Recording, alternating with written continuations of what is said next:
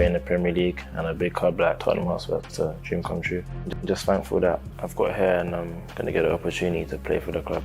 Everyone wants to play in the Premier League. You know, as a kid you watch it. It's a target of mine, and it's a big club, Champions League football, and obviously you got some of the best players that play here. So I mean, it's a privilege to be here. Why Djed Spence isn't likely to opt for Jamaica anytime soon. Join Premier 7 right now for the big chat.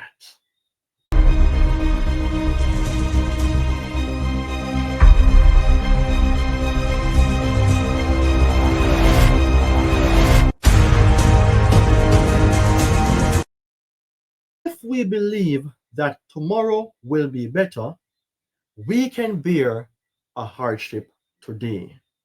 This is an amazing quote selected and relating directly to the young and inspiring right back in Djed Spence. The Jamaica men's national team will not be playing any sort of football this year until 2025 kicks in.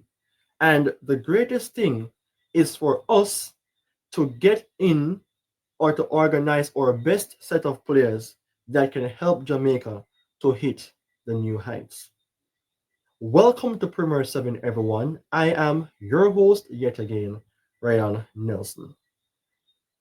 There are news in circulation that Djed Spence is playing for Spurs right now.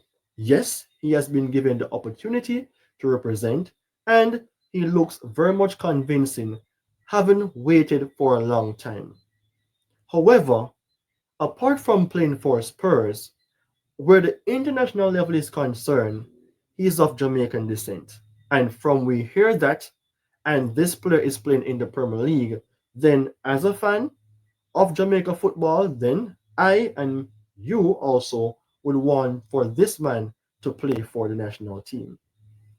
But the thing is, are you somewhat convinced that the Jamaica Football Federation will get him in, or also will he change his mind anytime soon to represent the land of wood and water? Of course, the topic in direction to this video is all about why Djed Spence isn't likely to opt for Jamaica anytime soon. On this video today, people, I will just do a general discussion about Mr. Spence, then some reasons why he would not choose Jamaica anytime soon, and does it make sense for Jamaica to pursue a Djed Spence? But before I do that, people, I just want to do some reflection. A few days ago, I have done a video surrounding the topic Ethan Pinnock's partner in crime. Should it be King or Low for Jamaica? In that case, people, I received 144 views in 3 days. I am not satisfied with the views. And it's not a case which I am forcing you guys to watch the videos and subscribe, but by way of your assistance, then the channel will grow. So, of course, if you're new to Premier 7, people, please go ahead to like, comment, share, and subscribe. And if you are already a subscriber, then you know what to do. Now, back to Djed Spence. A little general discussion. So, we understand and should know that Djed Spence is the right back option for Tottenham Hotspur in the Premier League. This youngster, he basically wasn't playing for Spurs initially. He played for Middlesbrough within the year of 2018 to 2022, 63 times, representing himself well, scoring 2 goals. Moving from there in 2021 to 22, Nottingham Forest, 39 appearances, 2 goals to Spurs, then on loan, then on loan, then on loan, and back to Spurs. All right. So the thing is, this guy represented England under 21 6 times in 2022 to 2023. We're now at the back end of 2024.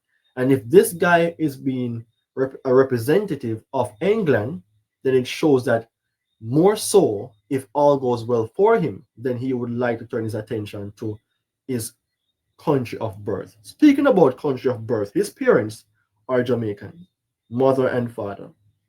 Can they convince him to play for Jamaica? Yes, they can. But is Jamaica's system suitable enough for a Djed Spence? Before I dive into the reasons as to why this guy will not play for Jamaica anytime soon, let me just show you a statistical representation for this season representing Spurs. He has played 5 games in the Premier League, 1 yellow card, 0 goal, 1 assist. Pretty young in terms of his tenure relating to starts. You can see here 6% starting 11, 10 minutes in terms of percentage, 3% goal participation. So there's not a lot of data here to really say that, oh yes, this guy is going to be a gem. But he really and truly contributed very well to Spurs in the Premier League yesterday when they blanked a team 5 goals to nil. And I thought that Spurs would have even scored more goals, but I think that's how the Premier League is. And Djed Spence did well against Southampton. In that case, people, his main position is that of a right back, but he can also play as a left back and also a right midfield. The Jamaica men's national team would need a bit more energy, better control, better players in the national program, of course. And I think if all goes well for Djed Spence and we have a system in place to convince him, then yes, we can say we have an opportunity to get him in. But we have other options like a Kyle Walker Peters, which I thought Jamaica would have tried to get him faster, but I'm not seeing anything taking place. Is it a case in which the JFF isn't doing their job? Absolutely, that's not the case. But we have to have things to convince players to represent Jamaica. I just want to let you know that the characteristics of a Djed Spence is that this guy is very strong in terms of blocking the ball. Throughout his time at Nottingham Forest, we realize that this guy have that conviction of playing good football. Alongside that, Djed Spence tackling is strong and his ball interception is good. And I think that is the reason why this guy can even play in the midfield. Because when you have that ability to play in the midfield and to invert, it shows that you're capable of making wise decisions. You're capable of doing what makes sense. You prevent your team from being thrown under the bus. You prevent your team from being in deep trouble. However, the issue that this player have so far at age 24 is that he's weak in regards to holding onto the ball. And in my head here, if you're weak holding onto the ball, then please pass the ball. But your concentration has to be up to par.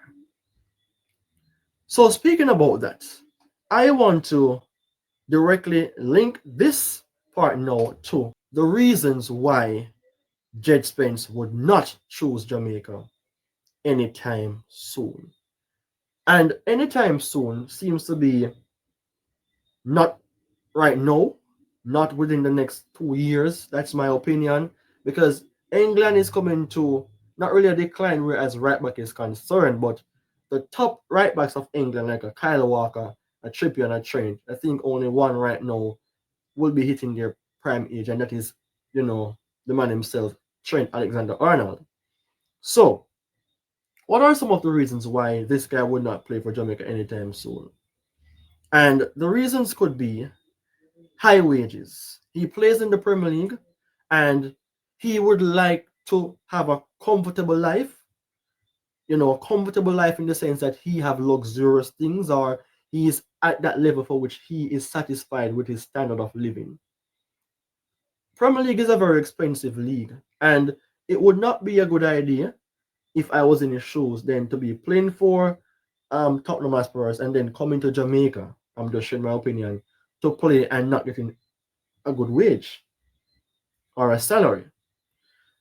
Also, where global recognition is concerned, if we should compare the Euros to the CONCACAF Nations League, then Come on. It is a no-brainer. The Euros is better. And most persons would be turning their attention to look at England playing football compared to a Jamaica.